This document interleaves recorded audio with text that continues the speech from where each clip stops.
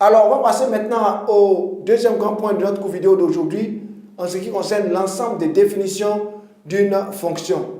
Il est dit soit D, une partie de R, définit une fonction f sur un ensemble D, revient à associer à chacun des réels x de D un unique réel y. L'ensemble D est alors appelé ensemble de définition de la fonction f. Ça va?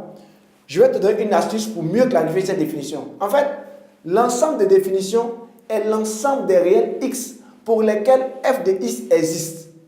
Ça va? Il est très important de savoir cela. L'ensemble de définitions est l'ensemble des réels x pour lesquels la fonction f de x existe. Il est parfois noté DDF s'il s'agit d'une fonction désignée par f. Ça va? Si on prend une fonction désignée par g de x, l'ensemble de définition se notera D de G. Si on prend une fonction désignée par h de x, l'ensemble de définition se notera D de h. Ça va? On va y aller avec un premier exemple. Rappelle-toi de notre automobile qui consomme 10 litres au 100 km et qui dispose d'un plein de 50 litres. Le nombre Y de litres restant dans le réservoir s'écrit en fonction du nombre X de kilomètres parcourus. Ici, comme l'automobiliste ne pourra pas parcourir plus de 500 km, on dira que son ensemble de définitions est l'intervalle fermé de 0 à 500. Et on notera cela donc, DDF est égal à l'intervalle fermé 0 à 500. Tu as vu que c'est simple, non? Comme il ne peut pas parcourir plus de 500 km, donc son ensemble de définitions se restreint à l'intervalle 0,500 fermé et DDF alors l'intervalle fermé 0 à 500. Voici un cas pratique pour pouvoir déterminer l'ensemble des définitions. On va y aller avec un second exemple. Il a dit f de x égale à 2x plus 7 sur 3x moins 4. Ici, pour trouver l'ensemble de définitions de f, il faut poser que le dénominateur est non nul. Ça va? En l'occurrence, il faut poser que 3x moins 4 est différent de 0, car ici, on a affaire à une fraction rationnelle. Ce qui équivaut à dire que 3x est différent de 4 et que x est différent de 4 tiers.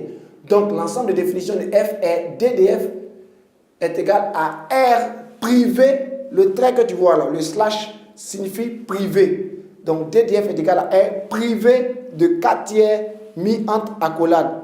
Ça veut dire que la fonction f peut prendre toutes les valeurs possibles sauf 4 tiers. On dit aussi que 4 tiers est une valeur interdite pour la fonction f. Ça va? Je suis très heureux que tu commences à comprendre. On va y aller avec un troisième exemple encore.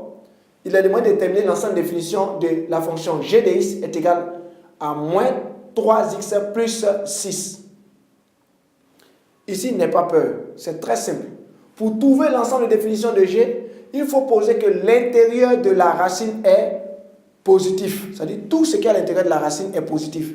En l'occurrence, ça nous donnera moins 3x plus 6 supérieur ou égal à 0. Ici, on le fait car nous avons affaire à une fonction racine carrée. Ce qui équivaut à dire que ça nous donne moins 3x supérieur ou égal à moins 6.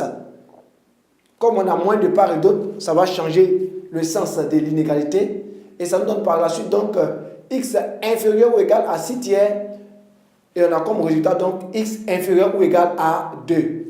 Donc l'ensemble de définitions de f est ici d de g qui est égal à moins l'infini, c'est-à-dire ouvert en moins l'infini et fermé en 2. Ici on raisonne en termes d'intervalle parce qu'on a des inégalités. Ça va? Dans le premier cas, on n'avait pas affaire à des inégalités. Donc on a raisonné en termes de DDF égal à R privé 2, quelque chose. Ça va? Mais comme ici on a des inégalités, on procède par intervalle. Chaque fois qu'il y a des inégalités, pour trouver l'ensemble de définitions, tu procèdes par des intervalles. Ça va? Et comme ici c'est inférieur ou égal, voilà pourquoi on a fermé en 2. Si c'était strictement inférieur à 2, on allait ouvrir en 2. Mais comme c'est inférieur ou égal à 2, c'est comme ça qu'on a fermé en 2.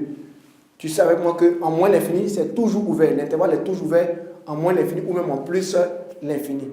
On va y aller avec quelques remarques. Il faut savoir que, premièrement, un réel de l'ensemble des définitions a toujours une et une seule image.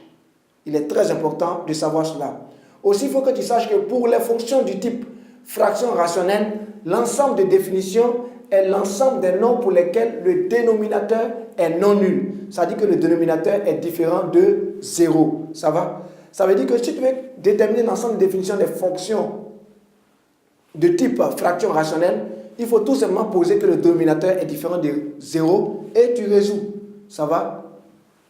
Comme troisième remarque, pour les fonctions du type racine carrée, l'ensemble de définitions est l'ensemble des nombres pour lesquels l'intérieur de la racine est positif. Ça va?